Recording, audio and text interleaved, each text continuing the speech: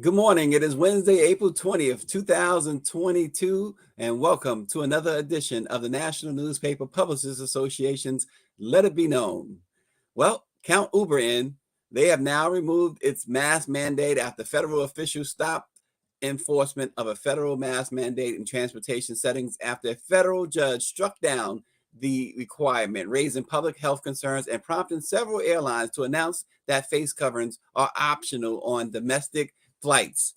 U.S. District Judge Catherine Kimball Mizell of the Middle District of Florida said the mandate exceeds the statutory authority of the Centers for Disease Control and Prevention. Federal officials last week had extended the mask mandate for commercial flights and in other settings, including on buses, ferries, and subways until at least May the 3rd. The transportation mandate has been among the highest profile mask requirements in the country, persistent after most school districts and other jurisdictions have allowed similar mandates to expire. Conflicts over masks have been particularly acute on airplanes where some flight attendants have been physically attacked and verbally abused for enforcing mask rules. Well, we discuss all of that and more this morning with Cheryl Smith, the publisher of Texas Metro News and iMessenger Media, and our DC guru himself, reporter James Wright of the Washington Informer. Good morning, Cheryl and James. Good Good morning. morning. Good morning.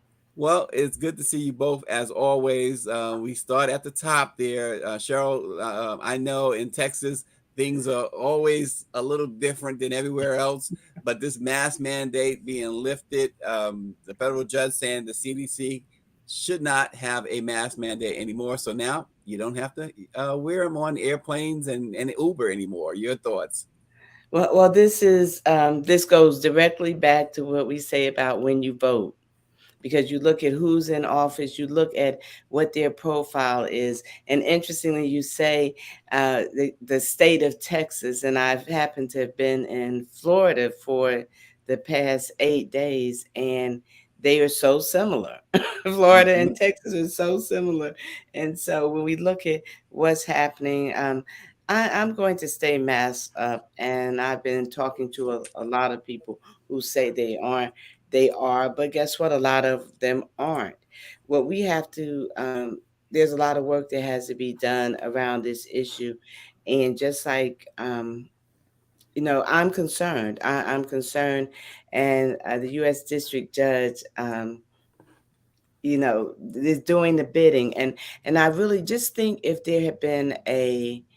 um, if there had been a Trump administration right now, and Trump wanted us to wear masks, we would be wearing masks. And I do believe that judges would be doing his bidding. I really do. Yeah. So, this goes back to voting, and this is what happens in putting the safety um, of our people, of the American people, in jeopardy. We get notices every day about the death toll in Texas, especially Dallas County, and that alone tells us stay masked up. Continue. We always wash our hands. There are others who have that issue with washing their hands, but I am personally in favor of, especially in food establishments, for people to stay masked up. Yeah, absolutely. And James, the airlines have lifted it as well. I mean, it's been lifted up for airlines. We know, as we said at the top, airline attendants have been taking a lot of abuse from folks who are anti-mask. How does this change air travel, James? Well, this provides a lot of confusion. For example, in Atlanta's airport, you don't have to wear a mask, but in Chicago, you must wear a mask. And up your way in New York, you have to wear a mask in their airports, but in New Jersey, you don't have to. So it's providing a lot of confusion. And I believe that this is another example. And I want to go to Cheryl's point because it's very important. Because this confusion has come about, that's why it's important to have voting, that you vote for the right people in office so they can put judges on the bench who can provide clear guidance on these type of things. I understand what the judge was saying in a sense that the CDC may have exceeded its authority and didn't follow the proper rulemaking procedures in order to extend the mask mandate. But I think the fact that she ignored the public health concerns is really, really something that needs to be dealt with. And frankly, I hope the Biden administration appeals this, not based on the mask mandate itself, but on the CDC's authority to do this perhaps in the future. Well, and going back to Cheryl Smith on that, James, Cheryl, isn't this all political? These mandates, when they sue to have them removed, isn't that political? It definitely is. And James, you got, I appreciate his perspective. He knows they aren't going to do anything. We just have a weak administration, and we're going to suffer because of it, and I don't know if we want to be popular, expedient, or what, but we're failing all around. The Democratic Party is. So we talk about, how we're traveling. I'm traveling today from Florida to back to Texas. I will have my mask on, and I'm. This is just a weird world that we live in right now, and it's very toxic. And this is a time where we need the Democratic Party. We need President Biden to stand up to be tough, if you will. We need we need a lot of things from the Biden administration. If not, we're going to suffer tremendously, and our descendants are going to suffer because the Republicans are going to get back in, and they are going to give us hell, even more hell than we're dealing with now. Yeah, and so James, what can the president do at this point? You mentioned he's going to file or potentially file a lawsuit. The DOJ is anyway to try and get this overturned. But what's in the power of the president when it comes to these mandates and we're talking about health. We're talking about the public health. Well, the president can use his bully pulpit. And I think Cheryl, maybe she didn't say it, but she's saying it, is that the president may need to get on television and say, look, you need to wear your mask. We are still in a national health emergency. People are still dying. People are still being hospitalized. As a matter of fact, some public health experts, Stacy, say that by Memorial Day, 1 million people, it is estimated, will have been killed by the coronavirus. So we're still in this thing, and that's what the president needs to do. He needs to remind the American people of that. But his response when asked by a reporter yesterday, basically he said it's up to them. And so I just wish he would just use the presidency as a bully pulpit in order to get people in terms of wearing these masks, because this COVID thing is still not over. So, and Cheryl, to James's point, is that what you are referring to, or part of what you're referring to when you say that the administration is not strong, or you, in your words, weak? When the president would say something like, "It's not up, it's up to them." Exactly. He said, you said it, and I'm trying to be nice to them. The President Biden is not doing what he needs to do in terms of exhibiting. When you're in a position of power, act like it. And this is, I mean, every day I get a notice of how many folks have died. And we lifted. It's not, and then we're getting ready to come up on one of the biggest.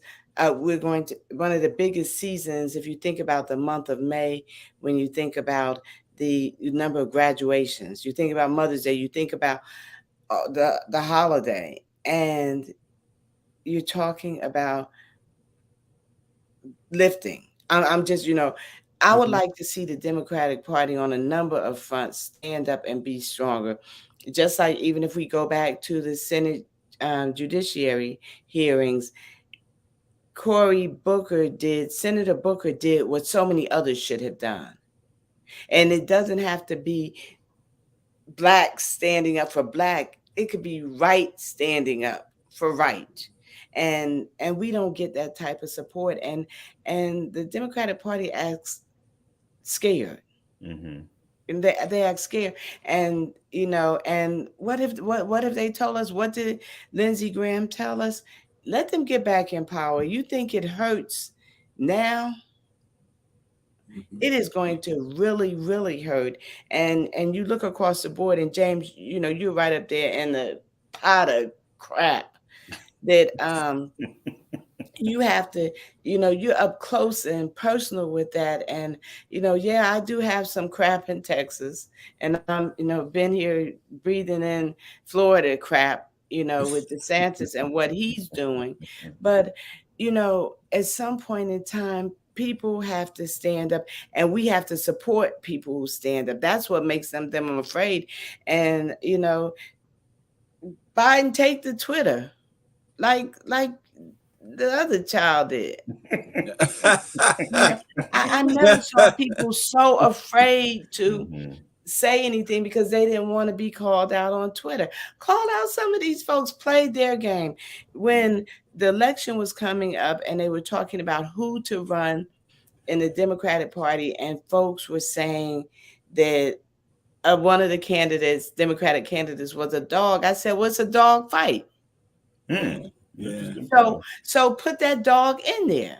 We are putting people in there who want to be nice, who want to think that folks are going to treat us right. Mhm. Let me tell you what's going to happen. I hope we Yeah. can change the narrative, but the same thing that is happening with the Democratic Party and the Republican Party, when the numbers shift and we are not the color of choice, we're going to face the same thing. yeah. You had me at when that other child was in on. I love it. I We're gonna love it. stick with the CDC for a moment. The CDC has launched a new center uh, on Tuesday that aims to model and predict the path of infectious diseases like COVID, then relay that information to the public along with federal, state, and local governments. It's called the Center for Forecasting and Outbreak Analytics. The subdivision of the CDC started its work in late 2021, analyzing data to anticipate the Omicron variant's impact in the U.S. But the center's official launch came during a White House summit on improving the country's warning system for health threats. Officials likened the center to a kind of national weather service for infectious disease. In the same way that the Weather Service warns people about approaching hurricanes, they said the CFA would give people advance notice about outbreaks. So we're talking in one breath about lifting mandates on masks, and now we're talking about this new Weather Service type system in which the CDC is going to notify us about outbreaks that are still happening. Cheryl, some perspective? Well, I look at this and I say, okay, big business. We live in a capitalistic society, and so I see a lot of things happening with big business, with with pharmaceutical companies, with food companies. With This is an opportunity for them to be watching those forecasts and for them to gear up. And my thing is happening. And when I say we, I'm talking about the folks who are in tune with the Black press and know that we will be covering this. We need to be on top of that as well, because there are going to be things happen. Those forecasts are going to have people sitting around boardrooms making business decisions and saying, well, we need to stock up on this and we need to stock up on that. And we kind of get in there late to the game. So Yeah, we yeah, have to be really on top of this. I think it's important, and it's important that, Stacey, that you noted that on one hand we're saying, you know, lighten up, and on another hand we're saying we can expect more. This is not going away, and we need to be on top of this. The Black press needs to stay on top of it, because people are going to be making their budgets based on these forecasts. yeah, absolutely, James. So this new service, as they said, is like a national weather service for outbreaks. No one, James, has declared the current pandemic, to be over, right? Right, right. We're still in this pandemic. And I like the thinking on this by the Biden administration. Set up something so that when this comes around in the future, not this pandemic, but the next pandemic, at least there will be an apparatus in place on the federal government side, and prepared to deal with it. Cheryl kind of peaked something to me in terms of these big corporations and Yep. these big pharmaceutical companies, salivating at the fact of a pandemic coming so they can create some drugs and make some money.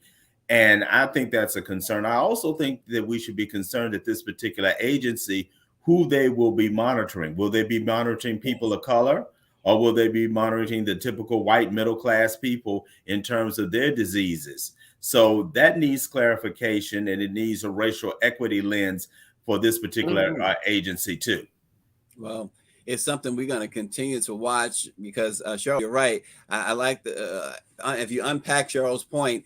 We think about the pandemic when it started, how the shelves were empty in stores, all this thing. Now they want to give certain folks a heads up to get the things that they need before other people are aware. That's what I'm hearing from you, Cheryl. Right, most definitely, and we have to be on top of that. And and I'm concerned about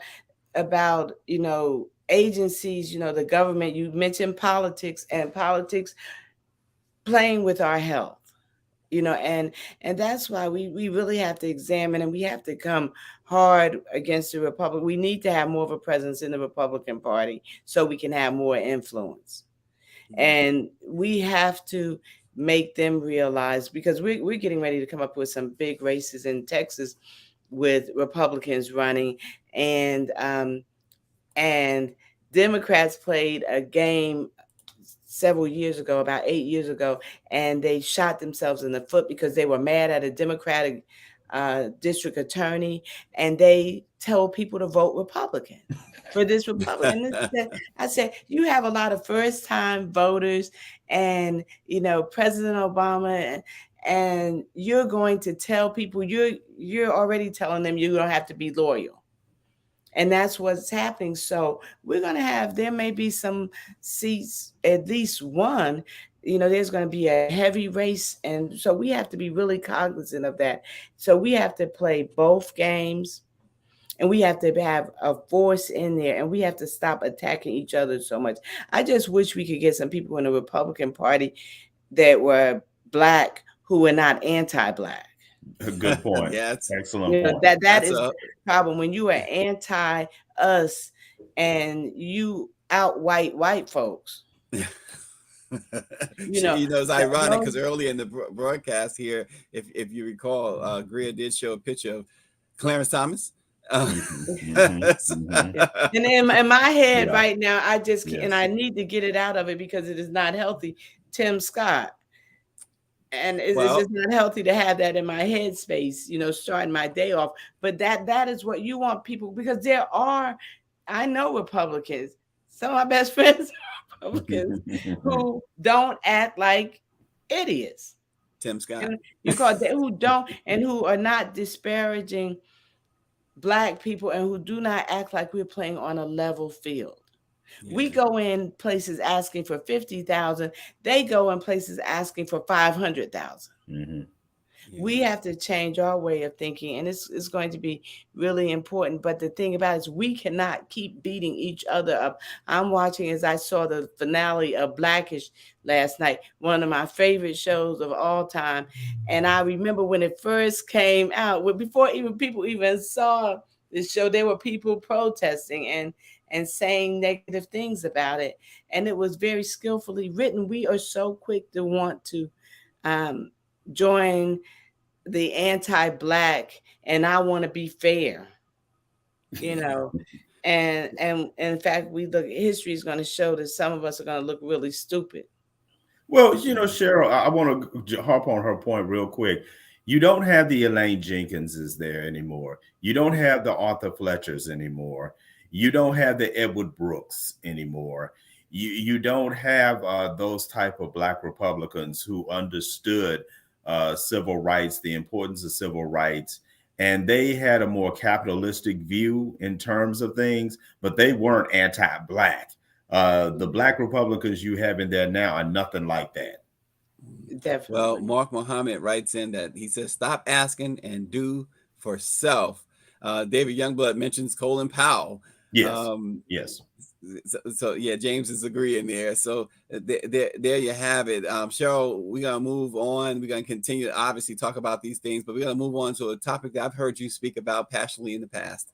Free agent quarterback Colin Kaepernick says he has unfinished business in the NFL and is prepared to come back to the league as a backup quarterback if he has to. The activist said in an interview on the I Am Athlete podcast released this week that he just needs the opportunity to walk through the door. He says, I know I have to find my way back in. Yeah, if I have to come in as a backup, that's fine, but that's not where I'm staying. And when I prove that I'm a starter, I want to be able to step on the field as such. He has not been able to land a job with an NFL team since he began to take a knee to protest police brutality and racial injustice during the national anthem as a member of the San Francisco 49ers in 2016. You know, he led the 49ers, Cheryl, to the Super Bowl. Yeah, and I just wish we didn't mind being uncomfortable, because folks were still down with, that they didn't make the NFL suffer. They did not make the NFL suffer. But if it were their child, we have a tendency to not do anything until it's ours. We have, if you throw a rock into a pack of dogs, only that one who is hit is going to holler. You got to holler for everybody, because if you don't, at some point in time, you're going to be the dog that gets hit. And it is unfortunate that we did not hold them accountable. We did not hold the NFL accountable and make them do things, because they will if we stand up. If we but oh no, we couldn't give up our football. We couldn't sacrifice. And you think about the folks who made sacrifices before us, they came before us, what their legacy will be for their children, what people will look back, they can say they were proud. Now, mind you, if everybody who said they marched with Dr. King had actually marched with him, things would have been over a lot quicker. So we know there are people who, their revisionist history is a little bit off. But these people didn't give up anything. They had to watch it. Just like when we're talking about what's happening with that the latest weapon of mass distraction, this slap. Folks said, okay, Netflix is supposed to be punishing, the Academy is supposed to be punishing. Guess what? You all have disrespected us so long. You have, the money that you give to our Black filmmakers and programmers and everything is nothing like what you give to others and everything. So I'm not feeling you, Netflix. And as far as Academy, I will have to see my people on the NAACP Image Awards. There you go. James, I want to and I want to bring in Dr. Chavis for this as well, because I want to bring up what Sam Collins, as James takes a phone call mid-broadcast. I want to bring up what Sam Collins said. He says he agreed, but that folks still watch the NFL. But he also mentions this. He says Colin Kaepernick didn't help either by watering down the movement with corporate commercials and sponsorships. I certainly want to get James's response, but then I certainly want to hear from Dr. Chavis on that. So, James, you lead and let Dr. Chavis close it out. Sure. Let me just go to Sam's point. Sam is making the point that Kaepernick kind of messed himself over when he accepted corporate money in terms of what he was trying to do. It made it seem like he was grandstanding himself. I don't think that was the case, but perception is reality in this particular country. So, but really quick on Colin, he's got to prove himself on the field. He's a little bit older than when he started this protest, but I really take to task the NFL players, particularly the Black NFL players, for not standing behind him. They didn't have to take a knee with him, but they had to stand behind him. Many of them did not do that because they were too scared of crossing the owners. Dr. Chavis, so, again, specifically, I wanted to come to you with this point that Sam Collins is making, that, Cheryl made the point. He agreed that folks should have stood up, turned the NFL off. But he also said that Colin Kaepernick, by taking the corporate sponsorships and commercials, he watered down the movement.